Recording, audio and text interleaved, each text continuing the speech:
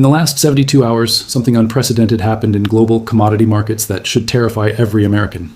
China didn't just buy metals, they systematically cornered every single critical metal that America needs to function as a modern economy. While most Americans were focused on elections and celebrity drama, China quietly executed the most sophisticated resource acquisition campaign in human history. Ladies and gentlemen, what I'm about to reveal will change how you understand global power forever. This isn't about trade wars or tariffs. This is about economic survival. China just positioned themselves to control America's technological future, and most people have no idea what just happened. Picture this scenario. You wake up tomorrow and your smartphone doesn't work. Not because of software issues, but because America can't build new phones. Your electric car sits dead in the garage because replacement batteries don't exist. Your city's power grid starts failing because wind turbines can't be maintained. This isn't science fiction. This is what happens when you lose access to critical metals. And China just bought them all.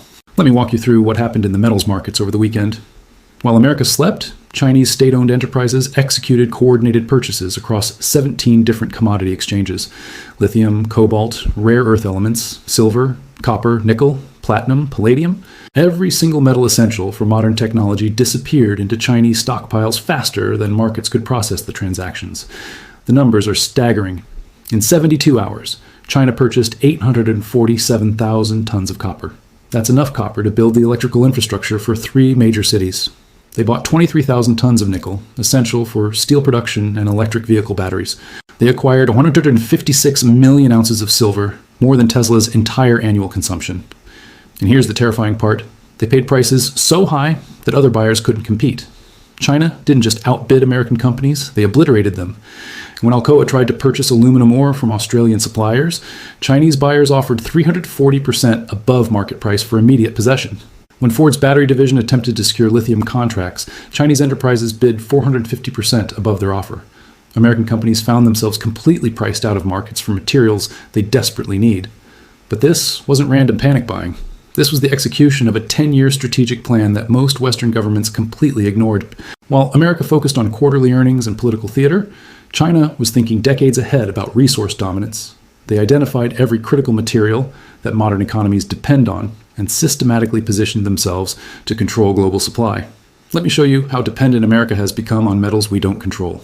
Your iPhone contains 17 rare earth elements that are 83% controlled by Chinese mining operations. Your Tesla requires lithium, cobalt, and nickel that China either mines directly or processes through their refineries. The wind turbines that were supposed to make America energy independent need neodymium magnets that China controls 95% of global production. America outsourced manufacturing to save money. But we didn't just outsource factories. We outsourced the entire supply chain for materials that determine whether our economy functions. China now controls the raw materials that power American technology, American defense systems, and American infrastructure. And they just demonstrated they're willing to use that control as a weapon. The Pentagon finally woke up to this reality last Tuesday. A classified Department of Defense report that was leaked to industry sources reveals that America has strategic reserves for only 23 critical metals. China controls supply chains for 47 critical metals that American defense systems require. If China stopped exporting these materials tomorrow, American weapons production would halt within 6 months. Think about that. The country we're most likely to fight a war against controls the materials we need to build weapons. China doesn't need to invade America militarily. They can strangle American defense capabilities by simply restricting access to metals that American weapons depend on. And that's exactly what they're positioning themselves to do. But the defense implications are just the beginning. Let me show you what China's metal monopoly means for average Americans. Electric vehicle production in America will become impossible without Chinese materials. Ford, GM, and Tesla all depend on lithium, cobalt, and rare earth elements that China controls. As China restricts supply to prioritize their own manufacturers, American EV production will collapse, while Chinese companies dominate global markets. Renewable energy infrastructure faces the same chokehold. Solar panels require silver, aluminum, and rare earth elements. Wind turbines need neodymium, dysprosium, and terbium. America's green energy transition depends entirely on materials that China can turn off like a light switch. Every solar panel and wind turbine America installs makes us more dependent on Chinese material supply. The technology sector is even more vulnerable. Semiconductors, the chips that power everything from smartphones to data centers, require dozens of materials that China either mines or processes. As China prioritizes domestic chip production through their National Semiconductor Initiative, American tech companies will find themselves unable to source materials for advanced processors. But here's what makes China's strategy truly genius. They're not just buying metals on spot markets like normal commercial buyers. They're acquiring entire supply chains from mine to finished product. Chinese companies have purchased mining operations in 23 countries across 6 continents. They own the extraction, the processing, the refining, and the transportation networks that move metals from mines to factories. When BYD, China's electric vehicle giant, signed exclusive supply agreements with lithium mines in Chile, they didn't just secure materials for their own vehicles. They blocked access for American automakers who were depending on those same materials. When Chinese rare earth companies acquired processing facilities in Malaysia, they gained control over materials that Samsung, Apple, and Intel desperately need for semiconductor production. This strategy extends far beyond individual companies. The Chinese government has established the Belt and Road Initiative, specifically to secure resource supply chains across Asia, Africa, and South America. They're building ports, railways, and processing facilities that give them permanent control over how materials flow from producing countries to global markets. America is responding to this challenge, but we're starting decades behind. The Inflation Reduction Act allocated billions for domestic mineral processing, but building new facilities takes 10-15 years. The CHIPS Act aims to rebuild American semiconductor manufacturing, but without reliable access to raw materials, those factories will sit empty. America is trying to rebuild manufacturing without controlling the supply chains that make manufacturing possible. Meanwhile, China continues expanding their resource dominance. They've signed long-term agreements with mining companies in the Democratic Republic of Congo for 67% of global cobalt production. They control lithium processing facilities that refine 89% of battery-grade lithium. They own rare earth separation plants that produce 95% of refined rare earth elements. China's metal acquisition isn't just about economics, it's about geopolitical control. Countries that depend on Chinese materials must align their policies with Chinese interests. When Australia criticized China's treatment of Hong Kong, Chinese buyers suddenly stopped purchasing Australian iron ore. When Lithuania allowed Taiwan to establish a diplomatic office, China blocked Lithuanian companies from accessing Chinese rare earth supplies. This is economic statecraft at its most sophisticated. China uses material dependencies to influence foreign policy decisions without firing a shot.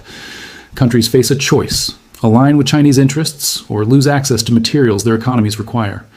And as China's material dominance grows, that choice becomes more stark for every country, including America. The timeline for American vulnerability is accelerating faster than most policymakers understand. Based on current consumption rates and Chinese acquisition patterns, America will face critical material shortages within 18 months for semiconductor production, within 24 months for electric vehicle manufacturing, and within 36 months for renewable energy infrastructure. These aren't theoretical projections. They're mathematical certainties based on supply and demand fundamentals. As China prioritizes domestic consumption and restricts exports, American industries that depend on Chinese materials will face production constraints that no amount of money can solve. You can't buy materials that aren't for sale. The defense implications are even more urgent. A recent Pentagon assessment concluded that America would exhaust strategic reserves of 12 critical materials within 4 months of a major conflict. Chinese control over global supply chains means America couldn't replenish those reserves during wartime. China has positioned themselves to win any extended conflict through resource strangulation rather than military confrontation. But China's strategy faces potential vulnerabilities that American policymakers could exploit if they act quickly enough. China's material stockpiling requires enormous storage facilities and inventory management systems. Economic downturns could force China to liquidate stockpiles to generate cash flow. Natural disasters or political instability in producing countries could disrupt Chinese supply chains just like they disrupt everyone else, as America also retains advantages in several critical areas. We control more agricultural commodities than China, giving us leverage in food security discussions. American energy production capabilities mean we're less vulnerable to energy blackmail than other developed countries.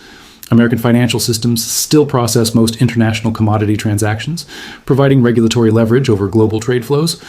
The question is whether America will recognize the severity of this challenge quickly enough to mount an effective response. Current political leadership seems more focused on domestic issues than long-term strategic competition.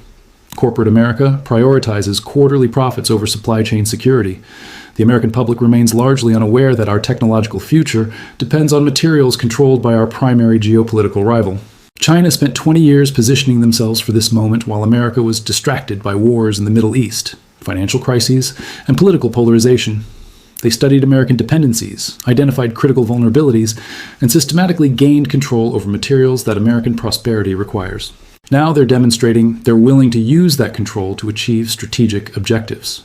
The next phase of this competition will determine whether America remains a technological superpower or becomes dependent on Chinese largesse for basic economic functions. The metals that China bought over the weekend weren't just commodities. They were the raw materials that determine which country controls the future. And right now, China is winning that competition by margins that should terrify every American who understands what's happening. This is the story of how China weaponized geology against American interests, how they turned the periodic table into a geopolitical weapon, how they positioned themselves to control American technological development through material scarcity. The metals crisis isn't coming, it's already here. The question is whether America will recognize the threat before it's too late to respond effectively.